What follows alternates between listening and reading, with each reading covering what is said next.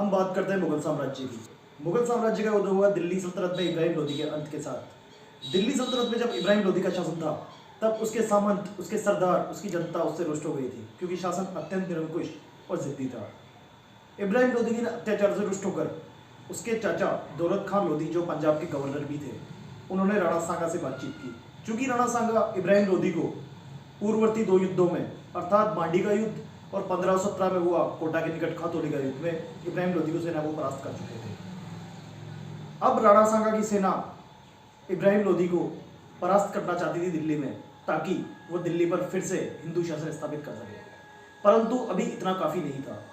अर्थात दौलत खान लोदी और राणा सांगा ने मिलकर बाबर को, जो कि फरगाना और समरकंद का शासक था, परंतु उस समय पर वो फरगाना और समरकंद को हार चुका था, उसे आमंत्रित किया, क्योंकि वो इब्राहिम लोदी को हराने में सक्षम था।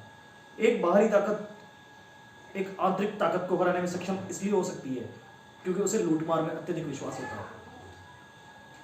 बाबर काबुल में गन पाउडर का प्रयोग कर चुका था। चूंकि भारत के राजा और महाराजा गन पाउडर से वाकिफ नहीं थे, जब बाबर पानीपत के मैदान में, जो कि दिल्ली के निकट है, वहां पर इब्राहिम लोदी के सामने आ डटा, तो 1526 के उस साल में इब्राहिम लोदी और बाबर के बीच युद्ध तक गया।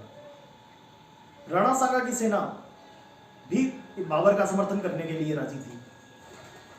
चूंकि इब्राहिम लोदी के पास 1 लाख से ज्यादा सैनिक थे और बाबर के पास 35 से 40 हजार सैनिक, फिर भी बाबर इब्राहिम लोदी की सेना के मुकाबले ग्रेटर देन था, क्योंकि बाबर के पास तुर्कनुमा पद्धति अर्थात कुशल नेतृत्व एवं बारूद, तोपखाना और गन पाउडर था। उसके पास बंदूकें भी थी।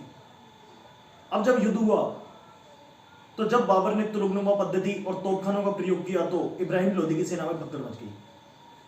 इब्राहिम लोदी की सेना तितर बितर होने लगी। उसके आगे के धड़े में खड़े हुए विशालकाय हाथी एवं घोड़ों ने उसी की सेना को कुचलना शुरू कर दिया। इब्राहिम लोदी दिल्ली का पहला सुल्तान था जो कि बाबर के विरुद्ध हुए पानीपत के प्रथम युद्ध में वीर गति को प्राप्त हुआ। अब इब्राहिम लोदी के पराजित होने के बाद दिल्ली में मुगल साम्राज्य स्थापित हो गया था। अब हम बात करते हैं मुगल। मुगल एक मंगोल शब्द से बना हुआ शब्द है। मंगोलिया से आए हुए लोग उस समय मुगल कहलाते थे। बात करें अगर बाबर की, तो बाबर मोहम्मद उमर शेख का पुत्र था, जो कि उस समय फरगाना एवं समरकंद से शरवानी खान से पराजित होकर आया था। बाबर के अगर ननिहाल पक्ष की बात करें, तो चंगेज खान उसका नाना पक्ष से संबंध रखता था, और अगर उसके ददिहाल पक्ष से यानी कि पैतृक पक्ष से संबंध रखें, तो तैमूर लंग उसके दादा संबंध रखता था। बाबर के चूंकि 4 पुत्र थे, जिनका नाम हुमायूं सबसे बड़ा, उसके बाद कामरान, फिर अस्करी और फिर हिंदाल, 4 पुत्र थे। मुगल साम्राज्य को बाबर ने विस्तृत करने में कोई कसर नहीं छोड़ी, जिसका मैं आपको उदाहरण बताता हूँ। पानीपत का प्रथम युद्ध, जिसने बाबर एवं मुगल साम्राज्य की भारत में नींव रखी। उसके उपरांत 1527 में सबसे निर्णायक युद्ध भारत का, जिसमें खानवा के मैदान में, जो खानवा भरतपुर के पास में है, राणा सांगा तथा बाबर की सेना में यह युद्ध हुआ। इसमें भी बाबर विजयी रहा, क्योंकि बाबर के पास, जैसा कि मैंने आपको थोड़ी देर पहले कहा था, कि गन पाउडर, बारूद, तुलगनुमा पद्धति थी। इसके बाद उसने 1528 में मेदिनी राय, जो राणा सांगा का बहुत बड़ा सहयोगी था, उसे चंदेरी के युद्ध में, जो अभी वर्तमान में मध्य प्रदेश में है, वहां पराजित किया। और अंतिम जो बाबर की सबसे बड़ी समस्या थी, वो थे इब्राहिम लोदी के रिश्तेदार यानी कि अफगान। उन्हें भी बाबर ने घाघरा, जो कि बिहार में है, वहां पर पराजित किया।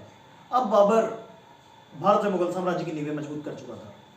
एक सबसे बड़ी घटना मैं आपको बताता हूँ, जिसमें अभी वर्तमान में वो करंट अफेयर्स में भी रहती है। बाबरी मस्जिद का नाम आपने सुना होगा, राम मंदिर के बारे में भी आपने सुना होगा। तो बाबर का एक सेनापति था, कुशल सैनिक था, जिसका नाम था मीर बाकी। उसने वहां पर जो राम मंदिर था, उसे तोड़वाकर बाबरी मस्जिद की स्थापना की, जैसा कि आपने आधुनिक करंट अफेयर्स वगैरह में से पढ़ा होगा। एक महत्वपूर्ण बात हम आपके सामने करने जा रहे हैं, खानवा के युद्ध के बारे में, जो सबसे महत्वपूर्ण युद्ध था। जब बाबर ने पानीपत के युद्ध के अंदर इब्राहिम लोदी को पराजित किया, तो बाबर के सामने अब सबसे बड़ी चुनौती हिंदुस्तान में स्थापित होने के लिए महाराणा संग्राम सिंह यानी कि राणा सांगा थे। राणा सांगा इतने बहादुर थे कि उन्होंने 2 युद्धों में इब्राहिम लोदी को परास्त किया। तब उनका 1 हाथ, 1 आंख, 1 पैर कट चुके थे, उनके शरीर पर 80 घाव थे, फिर भी उन्होंने एक इतनी बड़ी शक्ति बाबर के विरुद्ध मोर्चा खोल दिया।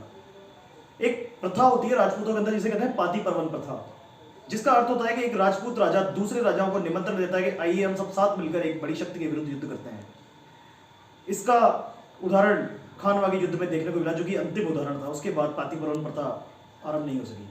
उसके अंतर्गत राणा सांगा ने बीकानेर के कल्याणमल, जोधपुर के मालदेव राठौड़, आमेर के पृथ्वीराज कछावा और अन्य कई राजपूतों को और अन्य सरदारों को, उसमें एक मुस्लिम सरदार हसन खान मेवाती भी शामिल था जो अलवर से संबंध रखता था, इन्हें इकट्ठा किया। राणा सांगा की सेना बाबर से कहीं ज्यादा थी, क्योंकि राणा सांगा ने इसके थोड़े दिन पहले ही बाबर को बयाना के युद्ध में पराजित किया था, उसके तोपखाने पर कब्जा भी किया था। परंतु बाबर बहुत चतुर था, उसने राणा सांगा ने जो जो नीतियां अपनाई तोपों को कब्जे में लेने की, जैसे रस्सियों को काटकर, तो बाबर ने अब अगली कड़ी में तोपों को रस्सियों से न बांधकर जंजीरों से बांधा।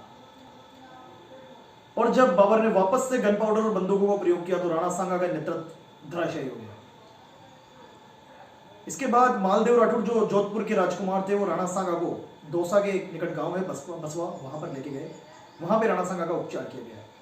राणा सांगा बड़े ही आतुर थे कि मैं बाबर को पराजित करूं, परंतु ऐसा हो ना सका। राणा सांगा की 1527 में अपने ही सरदारों को जहर देकर उनकी मृत्यु हुई।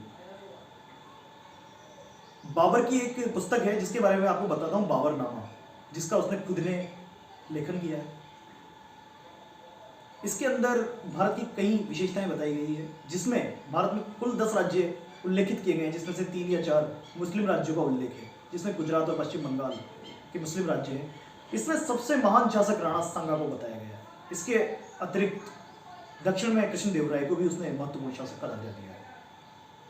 अब हम कल मिलते हैं मुगल साम्राज्य की अगली कड़ी के साथ। जय हिंद।